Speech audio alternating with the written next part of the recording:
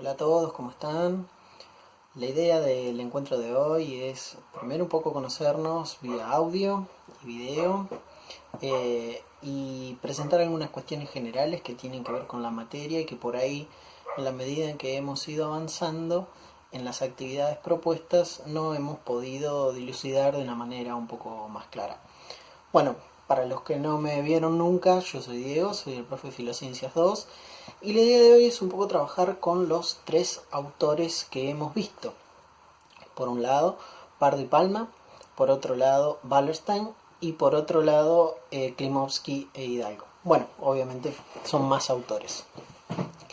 La idea general de la materia, para que ustedes tengan una idea, es trabajar con el concepto de ciencia, ¿sí?, que se mueve dentro del dominio de las ciencias sociales.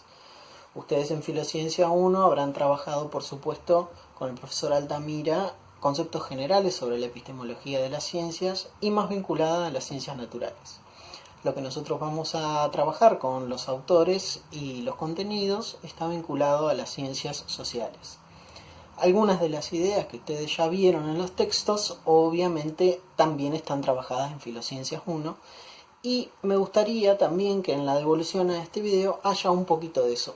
Algo de esto les voy a comentar al final del mismo.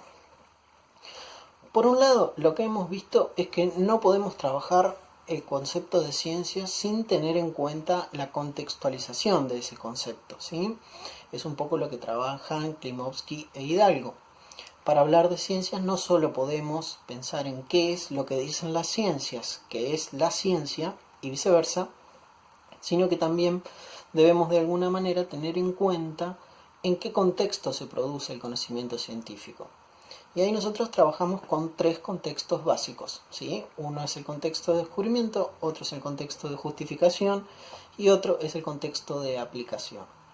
Esos tres contextos a nosotros nos sirven para pensar una actividad científica un poquito más completa que lo que hacen los científicos en los laboratorios o en sus centros de investigación, que pueden ser sociales o naturales, obviamente.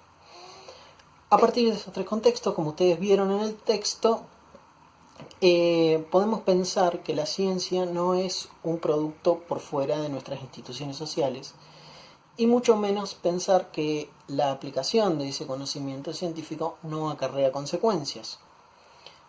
Los ejemplos son bastante claros y si nosotros pensamos desde la bomba atómica hasta la aplicación de la electricidad, sabemos que tienen consecuencias en nuestras vidas y en nuestro modo de organizarnos.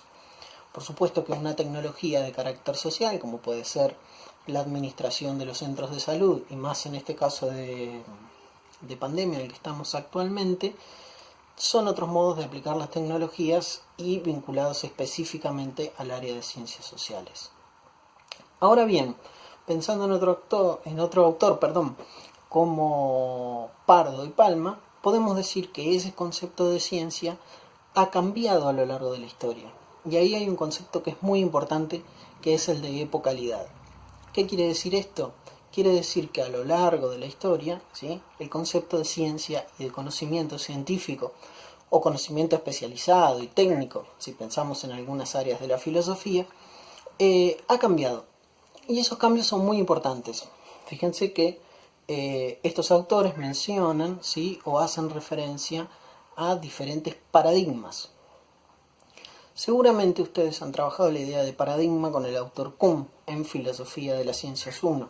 Nosotros lo vamos a retomar un poco más adelante. ¿Pero esto qué quiere decir? Quiere decir que hay al menos tres grandes modos, ¿sí?, de entender lo que es el conocimiento científico. Ustedes ya lo han leído en el texto y han trabajado al respecto. Lo que me interesaría rescatar acá, ¿sí?, es una unión entre ambos autores o entre ambos textos que hemos visto. El primero de ellos tiene que ver con el concepto de epocalidad y con el concepto de contexto de descubrimiento. Si ustedes pueden realizar esta vinculación entre los dos autores, verán que el contexto de descubrimiento hace a las condiciones sociales y culturales en las cuales se produce conocimiento científico. Y el concepto de epocalidad muestra un viaje entre los distintos paradigmas, un viaje en el tiempo, para ser más específico, entre los distintos paradigmas científicos. históricos científicos, que mencionan los autores. Entonces, si nosotros podemos establecer este vínculo entre los autores, vamos a ver que tenemos un concepto de ciencia que no está desligado del acontecer social, político, cultural e histórico. Y más aún, ¿sí?, si tenemos en cuenta lo que dice Wallerstein. ¿Qué quiere decir esto? Quiere decir básicamente que el concepto de ciencia que maneja Wallerstein es un concepto de ciencia comprometido, ¿sí?, con el contexto social, cultural, político y económico en el cual se produce ciencia.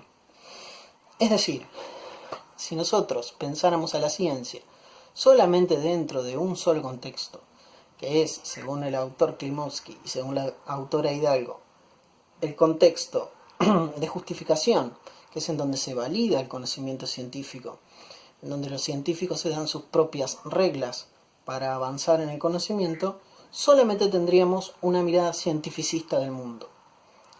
Ahora bien, si nosotros pudiéramos defender de alguna manera el concepto de una ciencia articulada con otros modelos de conocimiento que tienen en cuenta qué es lo que sucede con las problemáticas sociales y culturales, ahí estaríamos hablando de una ciencia comprometida con su contexto histórico y también con un contexto ético-político que es muy importante. En este somero resumen, ustedes pueden ver, ¿sí?, que nuestros autores están conectados y están trabajando ideas que son muy importantes para pensar un modelo científico que tenga en cuenta, ¿sí?, las problemáticas sociales y que tenga en cuenta la producción de conocimiento en clave social.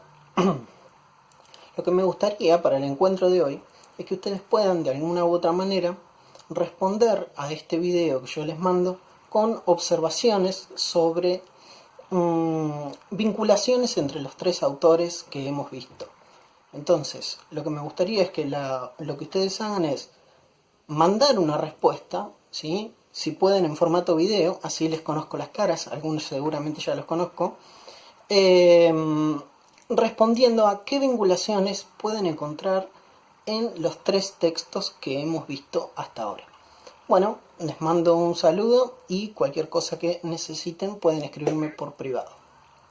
Bye bye.